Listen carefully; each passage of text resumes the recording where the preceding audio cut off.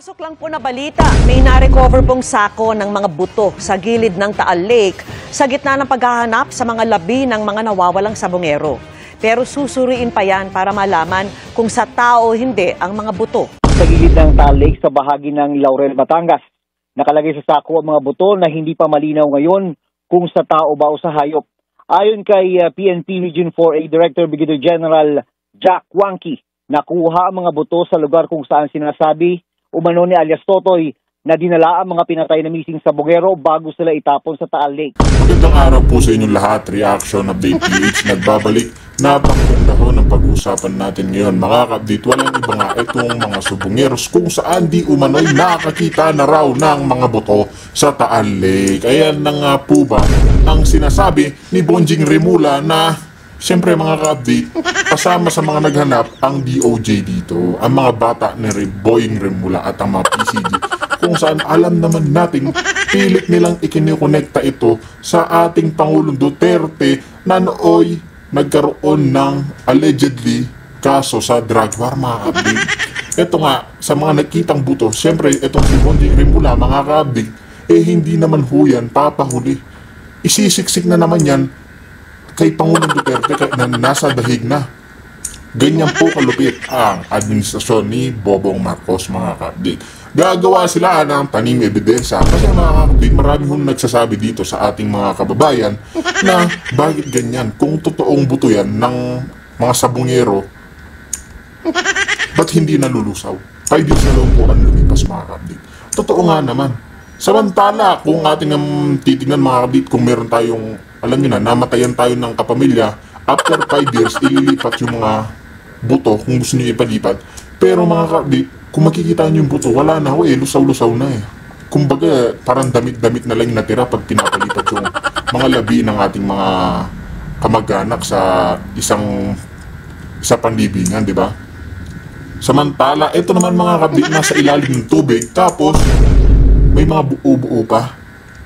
Kapanipaniwala po ba yan, mga ka-update, o sa mga tulad na sinasabi ng ating mga kababayan na tanim na naman ebidensya para laban kay Pangulong Duterte?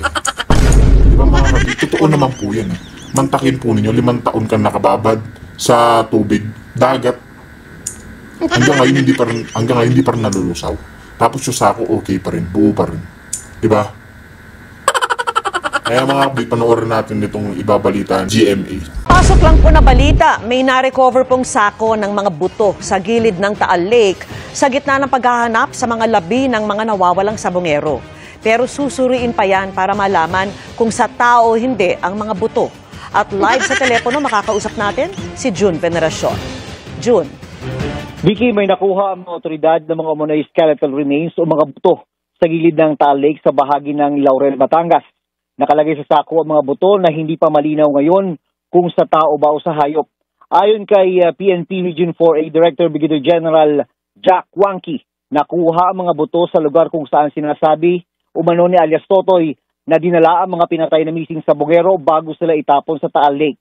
Kasama ng PNP sa mga nakakuha ng buto ang mga taga-DOJ at PCG na kabilang sa mga naghahanap sa labi ng mga missing sabongeros. Isa sa ilalim pa sa pagsusuri ang mga buto para malaman kung sa tao ba o hindi. Kanina sinabi ng PCG na wala silang nakitang anumang palatandaan na may mga labi sa kanilang ginawang initial search at survey sa search area sa Laurel, Batangas na kanilang balak sisirin bukas ng umaga. Narinig niyo po mga kapatid, sino po ba yung mga sumusuri? Mga taga-DOJ, di ba mga kapatid? Taga-DOJ para naman kapanipaniwala talaga ang mga kabalbalang gagawin na naman nila. Mantakin po ninyo nung nakaraang araw nga lang sinabi ni Bonjing Remula, hihingi ng tulong sa Japan para mahanap ang mga labi o mga buto ng mga sabongeros. Pero ngayon mga kapatid, first day pa lang ng paghahanap nila, nakakita na agad. Di ba mga kapatid? Kapanipaniwala po ba yung mga kilos ng taga-DOJ, mga kapatid? Kapanipaniwala po ba yung mga yan? Di ba? Hindi ko na po alam, mga ka-update, nakakagulat itong kabalbalang ginagawa ng mga to.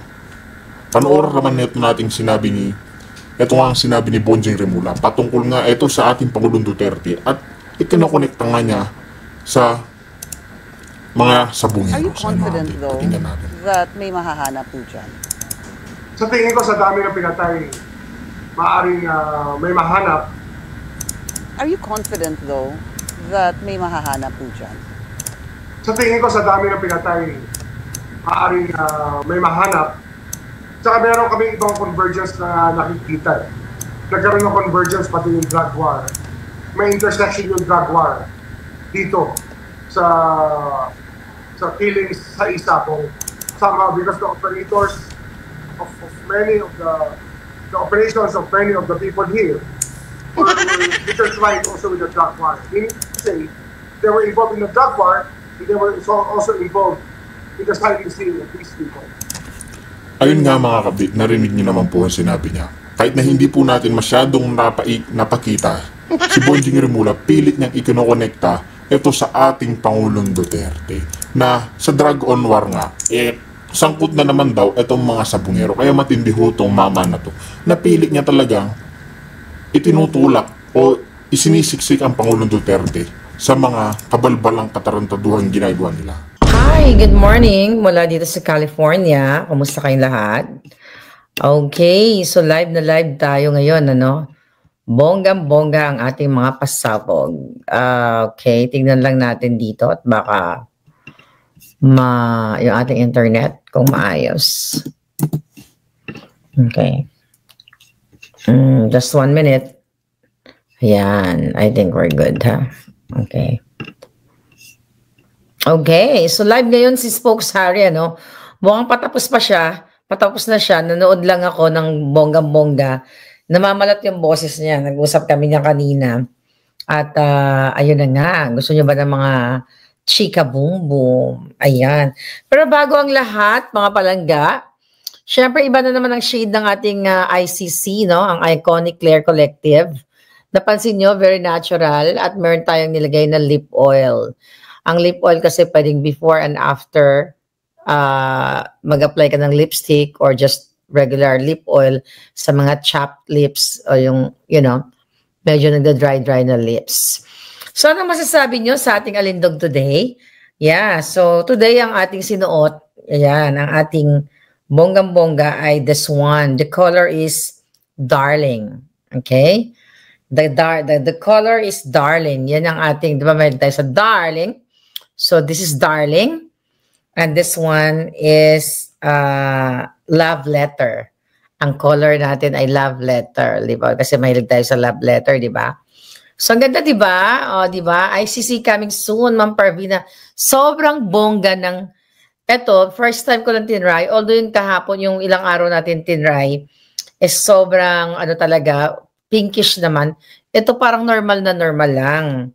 Di ba? Diyan ko nga. Ayan siya, ah. Sobrang normal dahil alam niyo naman ako, ang beauty ko is organic, natural.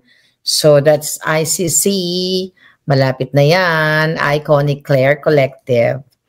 Ayun, di ba gusto niyo to? Gusto yung gantong kulay. Yung iba mga lipstick kasi masyadong bombastic. Lagyan mo lang ng konting oil. Depende, oil, tint, whatever. But this time we have oil. So I'm just so happy sa aking look. Pwede na mag-kissing scene.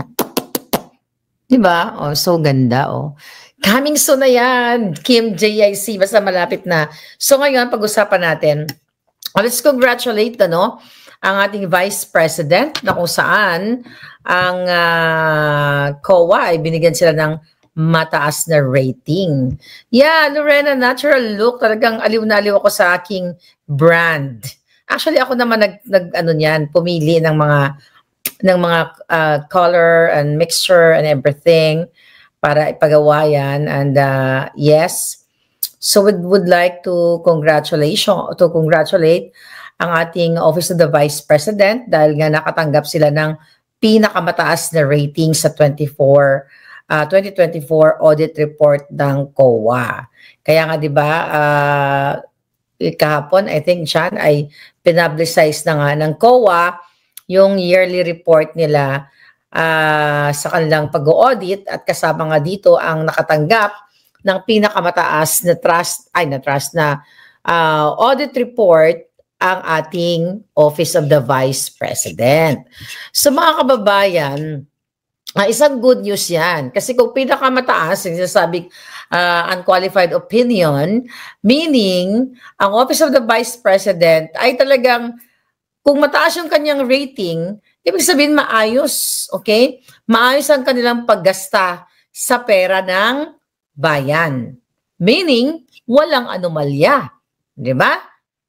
Oh, ang taas ng rating walang anomalya. Kaya nga talagang booster ito para sa Office of the Vice President kasi wala silang sinabi kung meron bang mga misstatements or yun nga, anomalya, may mga financial, challenges ba na hindi ba ipaliwanag and everything.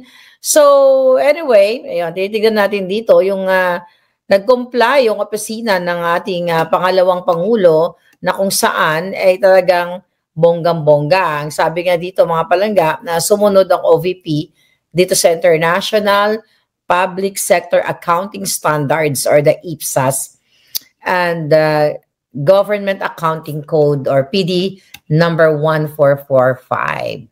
At nakipag-ugnayan, nakipagtulungan din syempre ang Office of the Vice President para dito sa maayos na COA report. Kaya naman talagang pinuri-puri nitong COA ang Office of the Vice President. So anong impact nito kay Inday Sara at sa Office of the Vice President? Sabi ko nga, ito ay credibility booster. So meaning, pinatutunayan ng Office of the Vice President na sa kabila ng pagbabato ng Bangag Administration, ng mga kalaban na gustong magpa-down kay Inday Sara, ay mataas ang kredibilidad pa rin ng Office of the Vice President. Meaning, transparency, accountability, na lagi nating naririnig, ay maayos yung pag-spend ng pondo ng Office of the Vice President. So asahan ninyo, lalong tataas ang trust rating ni Inday Sara dahil dito sa ganitong klaseng COA report na ito na nagpapatunay, sabi ko nga, taliwas na pagbabato sa kanya ng mga kasinungalingan ng bangag at mga kalaban niyang mga bangag pa rin o mga alpoterang bangag, dahil ang bagong term natin sa kanila, pinakita ng Office of the Vice, not only the Vice President, but Office of the Vice President, lahat, staff, lahat ng mga nila dito, wala pala tayong mic, at tignan lang natin. Ngayon, ito ay magkakaroon ng bonggang-bonggang additional public, na naman to, kaya on ko lang yung ating, ang ating mic, kasi mukhang hindi maganda yung aking alindog dyan. O nawala na tuloy kayo. Maganda pa alindog natin, mga hitad. Okay. Nawala na kayo, pumasok tayo sa ibang planeta. Nawala si Inday.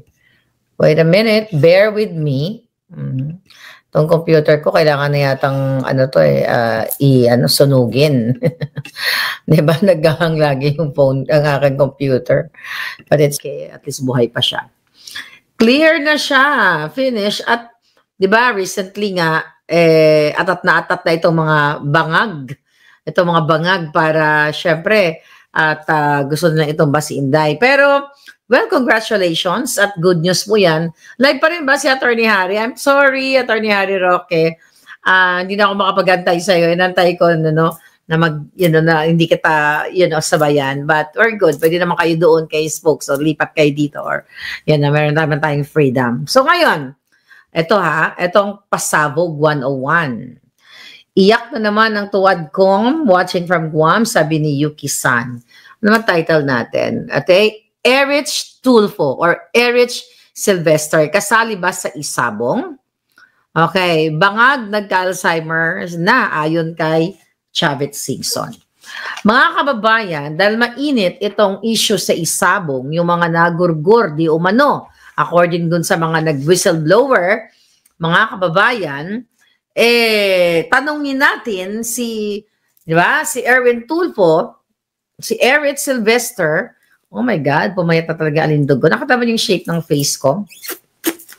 Hindi na siya tamulmol. Okay, hindi na siya tamulmol. Natumutulis na. Okay, pero ito sa seryosong, natin. Hi, Glessy Katoliko. Di ba nakita nga yung picture ni Erwin Tulfo at nung alias Brown together with Chavit Singson. So si Chavit Singson, inexplika na niya na, naimbitahan na siya sa dinner at talagang minsan, ang dami nagpapapicture sa kanya at hindi niya alam kung sino yung mga taong nagpapapicture sa kanya. Minsan nga daw, sinabihan daw siya ng kaibigan niya, yung nagpapicture sa'yo, drug lord yun eh. Ganyan-ganyan. Okay, yung kay Eric Sylvester naman, I don't know kung nagpaliwanag na ba siya, pero ang question dito, mga palangga, alam naman natin na si Eric Sylvester ay magnanakaw ng identity. In-expose na natin yan na mayroon siyang kaso dito sa Amerika at binawian nga siya ng citizenship. Di ba? Pinaliwanag na natin yan. Dahil mismo, hindi siya na-confirm bilang isang DSWD secretary back in 2022 dahil sa issue na yan. Hindi yan na-confirm ang lolo mo. At kilala si Erwin Tulfo na mandorobo ng US passport. 'Di ba? Mandorobo o magnanakaw. Sabi ni VH, Marika, grabe ang ganda mo today. Kapag sagana ka sa lab, talagang gaganda ka. 'Di ba? Kumukuti-kutita pang iyong alindog kapag sagana ka sa lahat. Diyosa daw ako today. Di ba? Syempre, lakas maka-Diyosa at lumiliit na rin natin yung braso. Naku, kasi hanggang throwback na lang ako. Kailangan mapanindigan ko yung mga throwback pictures natin. Okay. So, alam nyo na kung anong reputation ng mga Tulfo. Alam mo na kung anong reputation ni Eric Sylvester, na galit, gustong manakit dahil sa antipara ko. Na gusto niya ipabenta yung antipara ko daw para makatulong sa bayan. Diyos ko po. Pero yung nabili niyang bahay dito sa California na cold cash, ayaw niyang ibenta para sa taong bayan. Pero ngayon, tatanong lang natin si Eric Sylvester. 'Di ba? Dahil wala pa siya paliwanag, I don't know, hindi ko pa alam. Ano daw? Baka may disability pension pa yan si Eric. Paano kaya ma-report yan? Sabi ni Euclid. Dito sa Amerika. Okay.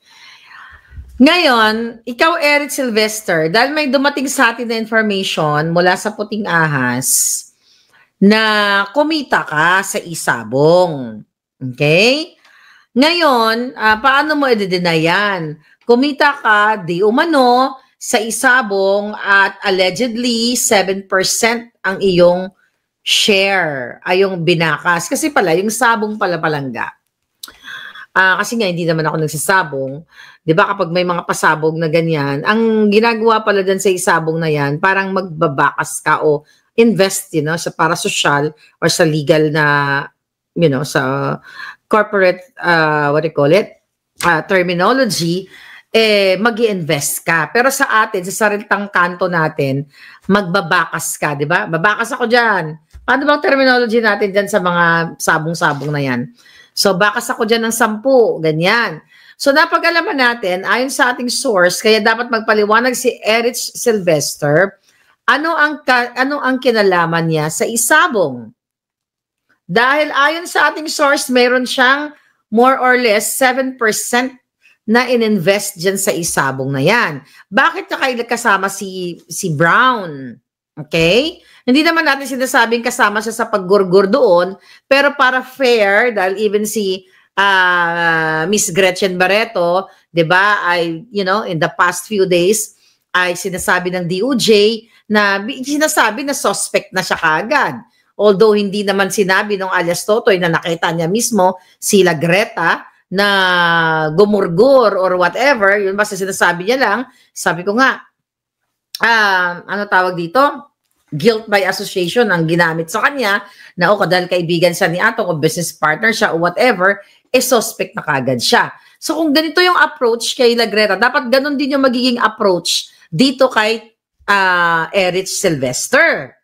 Mamaya, may mga pangalan pa tayo. Ito yung sinasabi lang natin sa DOJ. Tinutulungan natin ang mga jutang ginimis, ikaw, Remulla, tinutulungan kita. Ito mga pangalan. Kulang pa nga ito. Kulang pa ito. So, ayon sa Puting Ahas, ay may investment din etong at under siya ng Alpha Investors. Kasi may mga pala yan, may mga level pala yan. Alpha A, Alpha B, Alpha Omega, whatever, di ba? So napag-alaman natin na may 7%, more or less, hindi accurate ba? Di umano, yes, VH. Oh yeah, thank you.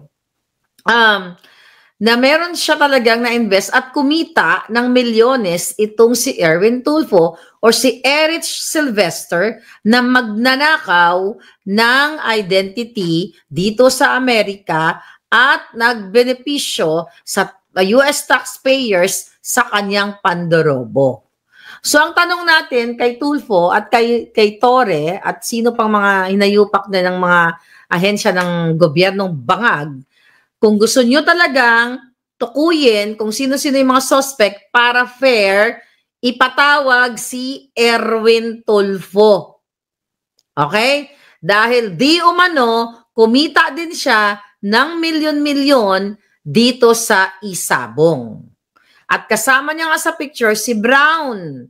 Hindi natin alam. Maglalaro yung isipan natin dahil kasama niya yung sangkot din dito sa mga gurguran daw dito sa sa Isabong na ito, baka mamaya, kung malaman natin pagdating ng investigation, baka si Eric Sylvester ay, may itinulak na sabongero or something like that. To be fair. Diba? Ano sa tingin nyo? Dapat bang ipatawag itong si Eric Sylvester? At ngayon kasi dinidiin nila si Atong Ang, dahil siya naman talagang prominent dyan, sa Isabong na yan.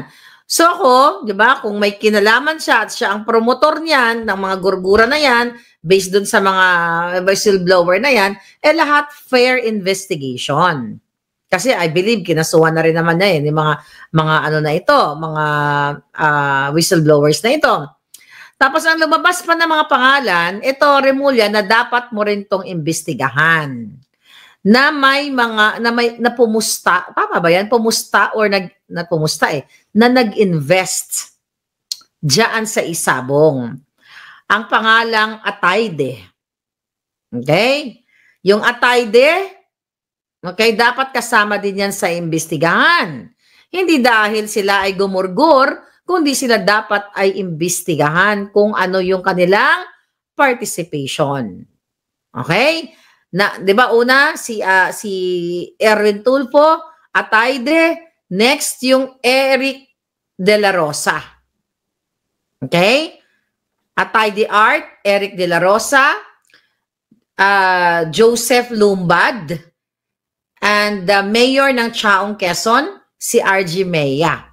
So etong mga taong ito ay di umano ay naging part nitong Isabong na ito. Naging part, naging investors or whatever. Same as Gretchen Barreto. Na siya ay investors. Inamin naman yan. At saka kitang-kita naman natin yan even before na she was really active. At sinabi niya ng kanyang abogado na yes, she's one of the investors. So, according sa ating puting ahas, bakit ito mga ito hindi lumalabas yung pangalan? Bakit sigla Greta lang dahil siya ba ay Diyosa katulad ko? Di ba? Kailangan pumantay tayo kay La Greta. Oh my God. Di ba? Ibig sabihin, dahil si La Greta ba ay artista?